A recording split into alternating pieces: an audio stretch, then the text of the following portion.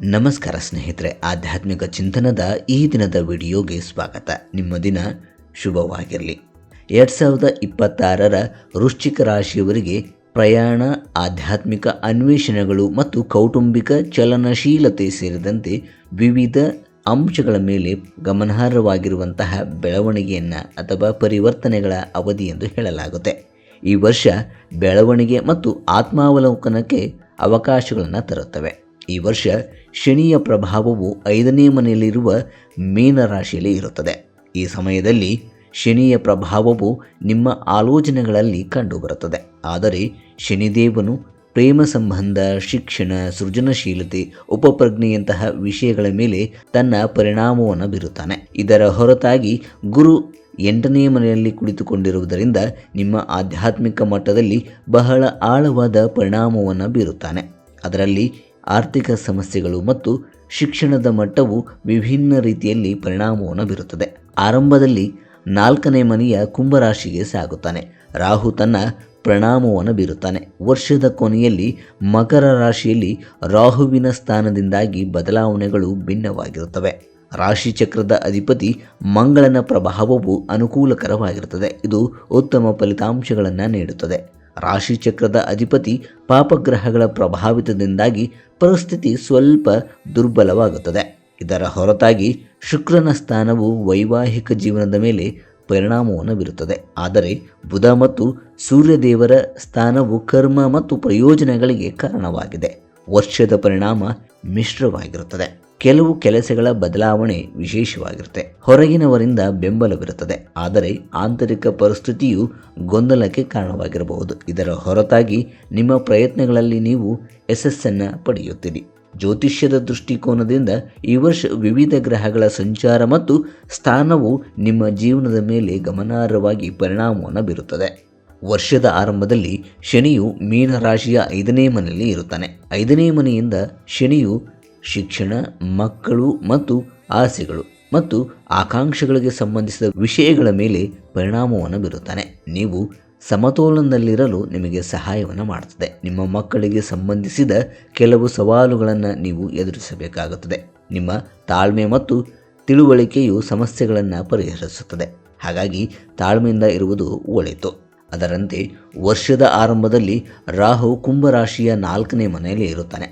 ಇದು ಕುಟುಂಬ ಜೀವನ ಮತ್ತು ಮನೆಗೆ ಸಂಬಂಧಿಸಿದ ವಿಷಯಗಳ ಮೇಲೆ ಪರಿಣಾಮವನ್ನು ಬೀರುತ್ತದೆ. ಈ ಸಮಯದಲ್ಲಿ ಮನೆಯಲ್ಲಿ ಅಶಾಂತಿ ಮತ್ತು ಉದ್ವಿಗ್ನತೆಯ ವಾತಾವರಣವಿರುತ್ತದೆ. ಕುಟುಂಬದ ಸದಸ್ಯರ ಆರೋಗ್ಯದ ಬಗ್ಗೆ ಕಾಳಜಿ ಇರುವುದು ತುಂಬ ಒಳ್ಳೆಯದು. ಇದರ ಹೊರತಾಗಿ ರಾಹುವಿನ ಕಾರಣದಿಂದಾಗಿ ದೇಶೀಯ ಸಂಬಂಧಗಳಲ್ಲಿ, ಅಂದರೆ ನಿಮ್ಮ ಮನೆಯ ಸಂಬಂಧಗಳಲ್ಲಿ ಏರಿಳಿತಗಳನ್ನು ನೀವು ಕಾಣಬಹುದು. ನವೆಂಬರ್ ನಂತರ ರಾಹುವಿನ ಸಂಚಾರದ ಬದಲಾವಣೆಯಿಂದಾಗಿ ಇದು ಕುಟುಂಬದ ಜೀವನದಲ್ಲಿ ಸ್ವಲ್ಪ ಸುಧಾರಣೆಯನ್ನು ಕಾಣುತ್ತದೆ.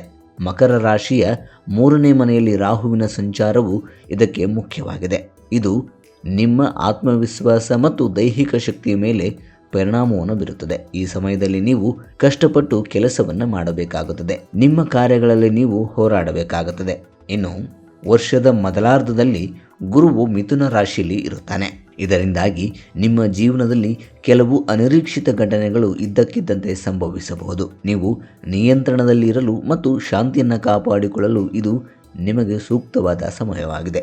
ಜೂನ್ ನಂತರ ಗುರುವು ಕರ್ಕಾಟಕದ 9ನೇ ಮನೆಗೆ ಪ್ರವೇಶವನ್ನು ಪಡೆಯುತ್ತಾನೆ. ಇದು ಪ್ರಯಾಣ, ಉನ್ನತ ಶಿಕ್ಷಣ ಮತ್ತು ವಿದೇಶಗಳಿಗೆ ಸಂಬಂಧಿಸಿದಂತಹ ವಿಷಯಗಳಲ್ಲಿ ಪ್ರಯೋಜನಕಾರಿಯಾಗಿರಬಹುದು. ಅಕ್ಟೋಬರ್ 31ರ ನಂತರ ಗುರುವು ಸಿಂಹರಾಶಿಯ 10ನೇ ಮನೆಗೆ ಪ್ರವೇಶವನ್ನು ಮಾಡುತ್ತಾನೆ. ಇದು ನಿಮ್ಮ ಕೆಲಸ ಮತ್ತು ವ್ಯವಹಾರದಲ್ಲಿ ವಿಶೇಷವಾದ ಬದಲಾವಣೆಗಳನ್ನು ತರುತ್ತದೆ. ಇದು ವೃತ್ತಿ ಜೀವನದಲ್ಲಿ ಯಶಸ್ಸು ಮತ್ತು ಪ್ರಗತಿಯ ಸಮಯ ಎಂದು ಹೇಳಲಾಗುತ್ತೆ. ಆದರೆ ನೀವು ಕೆಲಸದ ಸ್ಥಳದಲ್ಲಿ ನಿಮ್ಮ ಕಠಿಣ ಪರಿಶ್ರಮ ಮತ್ತು ಸಮರ್ಪಣೆ ಹೆಚ್ಚಿಸಬೇಕಾಗುತ್ತದೆ. ಈ ವರ್ಷ ಪ್ರಯಾಣ ವಿಷಯಗಳಲ್ಲಿ ಅನೇಕ ಬದಲಾವಣೆಗಳನ್ನು ನೀವು ಕಾಣುತ್ತೀರಿ. ಗುರು ಮತ್ತು ಶನಿಯ ಹಿನ್ನಡೆಯಿಂದಾಗಿ ಈ ಸಮಯದಲ್ಲಿ ನೀವು ಕೆಲಸಗಳಲ್ಲಿ ಕೆಲವು ಗುಪ್ತ ಶತ್ರುಗಳಿಂದ ಮತ್ತು ಸ್ಪರ್ಧಿಗಳಿಂದ ನೀವು ನಿಮ್ಮ ವ್ಯವಹಾರದಲ್ಲಿ ಕೆಲವೊಂದಿಷ್ಟು ಅಡೆತಡೆಗಳನ್ನು ನೀವು ಕಾಣಬಹುದು. ವರ್ಷದ ಕೊನೆಯ ಹಂತದಲ್ಲಿ ಸಿಂಹದಲ್ಲಿ ಗುರುವಿನ ಉಪಸ್ಥಿತಿಯು ವಿಶೇಷವಾದ ಪರಿಣಾಮವನ್ನು ಬೀರುತ್ತೆ. ಸಂಪತ್ತು ಮತ್ತು ಶಕ್ತಿಯ ಅಧಿಪತಿಯಾದ ಶನಿದೇವನ ಸ್ಥಾನವು ನಿಮಗೆ ಸಂತೋಷವನ್ನು ತರುತ್ತಾನೆ. ಮೀನರಾಶಿಗೆ ಚಲಿಸುವಾಗ ಅವನ ಮನಸ್ಸಿನ ಮೇಲೆ ಪರಿಣಾಮವನ್ನು ಬೀರುತ್ತಾನೆ. ರಾಹುಕೇತು ಅದೃಷ್ಟ ಮತ್ತು ಕಠಿಣ ಪರಿಶ್ರಮದ ಮೇಲೆ ಪರಿಣಾಮವನ್ನು ಬೀರುತ್ತಾರೆ. ಹಾಗಾಗಿ ನೀವು ತಾಳ್ಮೆ ಮತ್ತು ತಿಳುವಳಿಕೆಯಿಂದ ಕೆಲಸವನ್ನು ಮಾಡುವುದು ಉತ್ತಮವಾಗಿರುತ್ತೆ. ನೀವು ಅನೇಕ ಸವಾಲುಗಳನ್ನು ನೀವು ಎದುರಿಸಬೇಕಾಗುತ್ತದೆ. ಗ್ರಹಗಳ ಪ್ರಭಾವದಿಂದಾಗಿ ವಿವಿಧ ಕ್ಷೇತ್ರಗಳಲ್ಲಿ ಬದಲಾವಣೆಯಾಗುವ ಸಾಧ್ಯತೆ ಇರುತ್ತದೆ. ಆದರೆ ನಿಮ್ಮ ಕಠಿಣ ಪರಿಶ್ರಮ ಮತ್ತು ಪ್ರಾಮಾಣಿಕ ಕೆಲಸದಿಂದಾಗಿ ನೀವು ಈ ವರ್ಷ ಯಶಸ್ವಿಯನ್ನು ಸಾಧಿಸುತ್ತೀರಿ. ಒಟ್ಟಾರೆಯಾಗಿ ಈ ವರ್ಷ ನೀವು ಮಿಶ್ರ ಫಲಿತಾಂಶವನ್ನು ಪಡೆಯುತ್ತೀರಿ. ಆದಾಗ್ಯೂ ನೀವು ಕೆಲವೊಂದಿಷ್ಟು ಆರ್ಥಿಕವಾಗಿ ಸಬಲರಾಗುತ್ತೀರಿ. ನಿಮ್ಮ ಜೀವನದಲ್ಲಿ ಕೆಲವೊಂದಿಷ್ಟು ಬದಲಾವಣೆಗಳು ಬರುತ್ತವೆ. ಯಶಸ್ಸಿನ ಮಟ್ಟವನ್ನು ತಲುಪುತ್ತೀರಿ. ಆದರೆ ಇದು ಮಿಶ್ರವಾಗಿರುತ್ತದೆ. ನಿಮ್ಮ ಕಠಿಣ ಪರಿಶ್ರಮ ಮತ್ತು ನಿಮ್ಮ ಪ್ರಾಮಾಣಿಕತೆ ಈ ವರ್ಷ ನಿಮಗೆ ಕೈ ಹಿಡಿಯಲಿದೆ.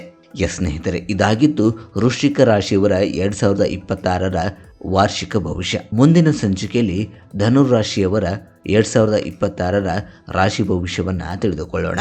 ಧನ್ಯವಾದಗಳು.